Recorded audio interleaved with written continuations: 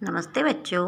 आज हम कक्षा 10वीं की संस्कृत में हम विषय पढ़ते हैं कारक, जिसमें कि हम कुछ जिसका अंश हम कक्षा में पढ़ चुके हैं। आज हम उसी में अगली विभक्ति है अपनी चतुर्थी विभक्ति, इसके विषय में कुछ हम पढ़ते हैं। इसके नियम जो हैं उनके विषय में हम पढ़ेंगे, देखेंगे। चतुर्थी विभक्ति, दान कर्म के द्वारा कर्ता जिसको संतुष्ट करना चाहता है उसे संप्रदान कहते हैं। दान कर्म था जो दान दिया जाता है, दान कर्म के कारण एक दान जो कार्य किया जाता है उसको दे करके कर्ता जिसको संतुष्ट करना चाहता है दान दे करके उसे संप्रदान कहते हैं। और संप्रदान कारक में कौन सी विभक्ति होती है? चतुर्थी विभक्ति। आप कारक पढ़े हैं आपने, उसमें देखेंगे हम जब हम बोलते हैं कर्ता ने कर्म को करने से द्वारा और संप्रदान के लिए, तो संप्रदान में कौन सी विभक्ति हुई? चतुर्थी विभक्ति। इस प्रकार से इसके उदाहरण देखते हैं, जैसा कि निरपः निर्धनाय धनम यच्छति। निरपः यानी राजा, निर्धनाय माने निर्धन के लिए या गरीब के लिए ना धन देता है। अब इसमें राजा क्या दे रहा है? धन दान दे रहा है। किसको दे रहा है? निर्धन व्यक्ति को। तो किसको दान कर्म के द्वारा किसको संतुष्ट किया जा रहा है? निर्धन को। तो इसमें चतुर्थी विभक्ति का प्रयोग होगा। या हम ऐसे भी कह सकते हैं इस प्रकार से कि यच्छ धातु या दा धातु, यच्छ का अर्थ भी देना होता है और दा का अर्थ भी देना होता है। तो जहाँ पर भी इन दोनों में से किसी भी धातु का प्रयोग किया जाता है तो वहाँ पर चतुर्थी विभक्ति का प्रयोग होता है। ये इसका नियम हुआ। ठीक है, आगे देखते हैं। जैसे कि बालकः स्वमित्राय पुस्तकम ददाति। बालक अपने मित्र के लिए पुस्तक देता है। बालक अपने मित्र के लिए, अपने मित्र के लिए, जैसे कि किसी बच्चे के पास 2 पुस्तक है तो वो अपने एक पुस्तक उसको दे रहा है पढ़ने के लिए अपने मित्र को। तो इसमें कौन सी किसको दी है उसने? अपने मित्र के लिए। तो इसमें चतुर्थी विभक्ति का प्रयोग हुआ है। यहाँ पर ये दा धातु आई है, इसलिए भी इसका यहाँ पर चतुर्थी विभक्ति प्रयोग होगा। अब जब हम इसका कारण लिखते हैं तो क्या लिखते हैं? यच्छ या दा धातु के योग में चतुर्थी विभक्ति होती है। ये इसका नियम हुआ। यच्छ धातु या दा धातु, इन दोनों में से जिस भी किसी धातु का प्रयोग होगा वाक्य में वहाँ पर चतुर्थी विभक्ति होगी। कारण जब हम देखते हैं यच्छ या दा धातु योगे चतुर्थी विभक्ति भवति। इस प्रकार से हम इसका कारण लिखेंगे। यदि इस प्रकार के वाक्य आते हैं यच्छ धातु का या दा धातु का, तो उसमें हम इसी प्रकार से लिखेंगे कि यच्छ अथवा दा धातु योगे चतुर्थी विभक्ति भवति। आगे देखेंगे अगला नियम इसका। रुच अर्थ वाली धातुओं के प्रयोग में जो प्रिय होता है या तो स्वादिष्ट होता है उसकी संप्रदान संज्ञा होती है। रुच का अर्थ होता है अच्छा लगना। रुच का अर्थ होता है अच्छा लगना। ऐसी धातुओं के योग में, या फिर स्वद धातु होती है स्वादिष्ट के लगने के लिए, उसकी संप्रदान संज्ञा होती है और उसमें चतुर्थी विभक्ति का प्रयोग होता है। इसका हम इस प्रकार से कह सकते हैं कि कर्ता को जिसको कोई वस्तु प्रिय होती है या स्वादिष्ट लगती है उस व्यक्ति में किसका प्रयोग होगा? चतुर्थी का प्रयोग होगा। देखिए इसके उदाहरण देखेंगे। भक्ताय रामायणम रोचते। भक्त को रामायण अच्छी लगती है। यहाँ कौन सी धातु का प्रयोग हुआ? यहाँ हुआ रुच धातु का प्रयोग हुआ है। आगे देखेंगे। बालकाय मोदकानि रोचन्ते। बालक को लड्डू अच्छे लगते हैं। तो इसमें भी रुच धातु का प्रयोग हुआ, इसलिए कौन सी विभक्ति आई है इसमें? चतुर्थी। आगे देखेंगे। गणेशाय दुग्धम स्वदते। गणेश को दूध अच्छा लगता है। तो यहाँ पर रुच धातु का प्रयोग हुआ है इन दोनों वाक्य के अंदर, और यहाँ हुआ है स्वद धातु। अर्थात जहाँ पर रुच अथवा स्वद धातु का प्रयोग होगा वहाँ पे कौन सी विभक्ति होगी? वहाँ होगी चतुर्थी विभक्ति। ठीक है, तो रुच धातु अथवा स्वद धातु जहाँ पर भी आएंगी वहाँ चतुर्थी विभक्ति का प्रयोग होगा। जिसका कारण हम लिखते हैं रुच अथवा स्वद धातु योगे चतुर्थी विभक्ति भवति। आगे देखते हैं अगला नियम। क्रोध का अर्थ होता है क्रोध करना। द्रोह का अर्थ है विद्रोह करना। ईर्ष्या था ईर्ष्या करना। और असूय यानी निंदा करना। ठीक है, आदि अर्थ वाली धातुओं के योग में चतुर्थी विभक्ति होती है। क्रोध धातु, द्रोह धातु, ईर्ष्य धातु, असूय धातु आदि अर्थ वाली धातुओं के योग में चतुर्थी विभक्ति होती है। ठीक है, फिर से देख सकते हैं हम, क्रुद्ध, द्रुह, ईर्ष्य और असूय, इन चारों धातुओं के योग में चतुर्थी विभक्ति का प्रयोग हुआ है। क्रुद्ध धातु इसका अर्थ है जिस पर क्रोध किया जाता है, द्रुह धातु जिससे द्रोह किया जाता है, ईर्ष्य अर्थात जिससे ईर्ष्या की जाती है, असूय अर्थात जिसकी निंदा की जाती है, वहाँ चतुर्थी विभक्ति का प्रयोग होगा। जैसे इसका उदाहरण देखते हैं हम। पहला, पिता पुत्राय क्रुध्यति, पिता पुत्र पर क्रोध करता है, पिता पुत्र पर क्रोध करता है। अब यहाँ कौन सी धातु का प्रयोग है? क्रुद्ध धातु का, ठीक है। तो पुत्र में कौन सी, किस पर क्रोध किया जा रहा है? पुत्र पर, इसमें चतुर्थी विभक्ति का प्रयोग होगा, ठीक है। किंकरः निरुपाय द्रुह्यति, किंकर करता है सेवक, सेवक या नौकर राजा से, सेवक राजा से द्रोह करता है, तो विद्रोह करता है उसका। दुर्जना सज्जना ईर्ष्यति, दुष्ट व्यक्ति सज्जन से ईर्ष्या करता है। सुरेशः महेशाय अनसूयति, सुरेश महेश की निंदा करता है, तो उसकी बुराई करता है। तो इस प्रकार से इन धातुओं का जिसका प्रयोग हुआ है, क्रोध, द्रोह, ईर्ष्या और असूय, तो जिससे ये कार्य किया जा रहा है, जिससे विद्रोह किया जा रहा है, जिससे क्रोध किया जा रहा है, जिससे ईर्ष्या की जा रही है, जिससे जिसकी निंदा की जा रही है, इन धातुओं के योग में चतुर्थी विभक्ति का प्रयोग होता है। इसका हम कारण लिखते हैं।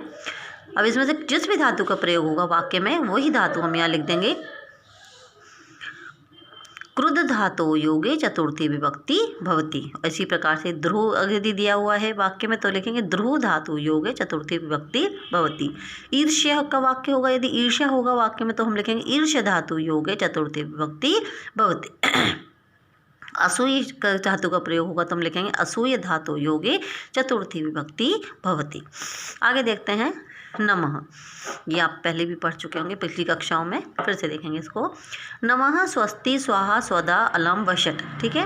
इस प्रकार से ये कुछ शब्द हैं जिनके योग में चतुर्थी विभक्ति का प्रयोग होता है, या हम इस प्रकार से कह सकते हैं कि जहाँ पर इन शब्दों का प्रयोग होता है वहाँ चतुर्थी विभक्ति ही आती है, ठीक है। जैसे कि देखेंगे नमः, नमः का अर्थ होता है नमस्कार, स्वस्ति का अर्थ होता है कल्याण, और स्वाहा का अर्थ होता है आहुति, आहुति जब हम, और स्वधा, स्वधा का अर्थ भी होता है हवन, हवि का दान जो हम हवन करते हैं।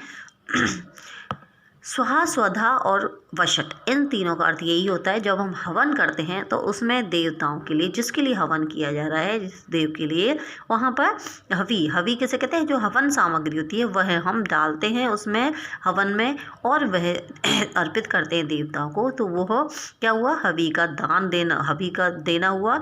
तो और हम मंत्र का उच्चारण करते थे स्वाहा, जैसे कि अग्नय स्वाहा, अग्नि के लिए आहुति।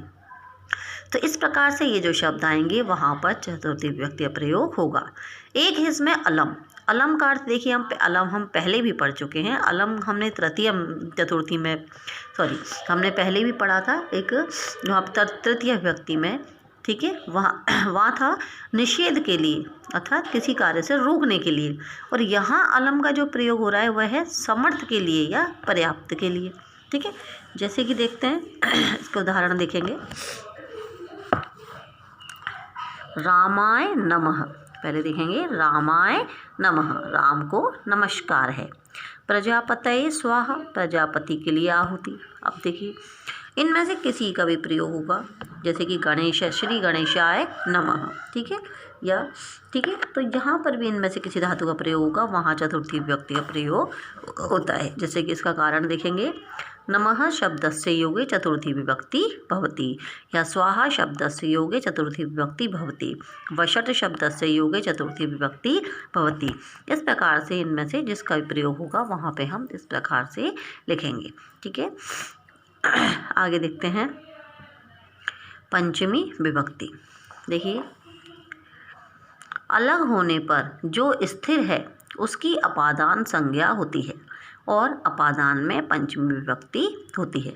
अलग होने पर अर्थात जिस स्थिर वस्तु से कोई अस्थिर वस्तु अलग हो जाती है, उस स्थिर वस्तु में आपके की क्या होती है? अपादान संज्ञा होती है, और अपादान में पंचमी विभक्ति होती है। आप जानते हैं अपन कारक जो पढ़ते हैं उसमें अपादान कारक जो होता है उसमें कौन सी विभक्ति होती है? पंचमी विभक्ति होती है। तो इस प्रकार से जो स्थिर वस्तु होती है, जो निश्चित वस्तु होती है, उससे दूसरी वस्तु जो अलग होती है, तो उस निश्चित वस्तु जो स्थिर वस्तु है उसमें पंचमी का प्रयोग होता है। जैसे कि इसका उदाहरण देखेंगे, वृक्षात पत्रम पतति, पेड़ से पत्ता गिरता है, पेड़ से पत्ता गिरता है। अब देखिए इसमें स्थिर वस्तु क्या हुई, वृक्ष।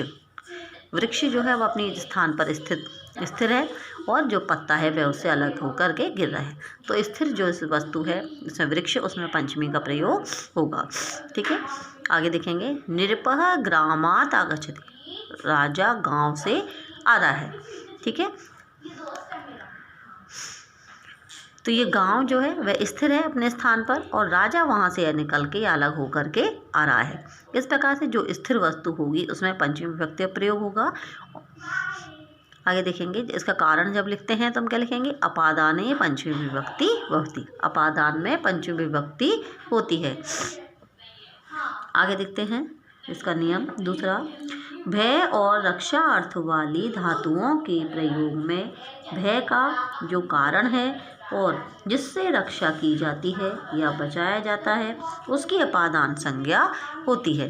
भय और रक्षा अर्थ वाली धातुओं के प्रयोग में जिससे भयभीत होता है या जिससे रक्षा की जाती है उस या बचाया जाता है उसमें अपादान संज्ञा होती है उसकी, और उसमें अपादान में कौन सी विभक्ति होती है, पंचमी विभक्ति होती है।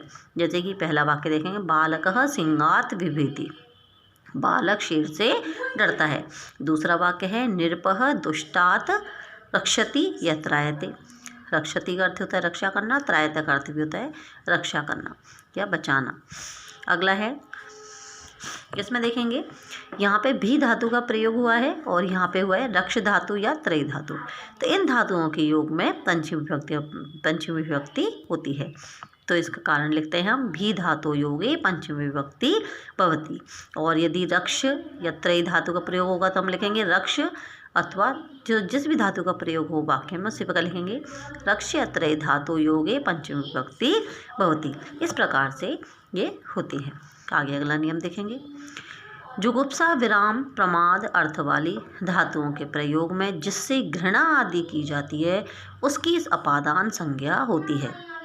जुगुप्सा का अर्थ होता है घृणा करना और विराम का अर्थ होता है रुकना और प्रमाद माने आलस करना।